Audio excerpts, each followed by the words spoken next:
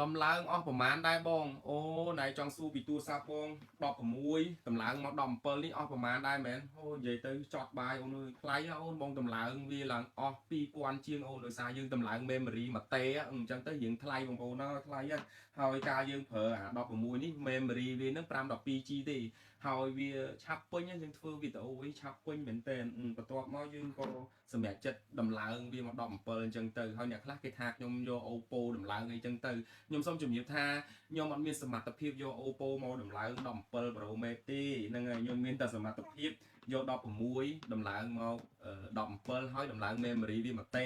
កាលពីមុននេះខ្ញុំប្រើ14នេះបងប្អូន14នេះ memory តែ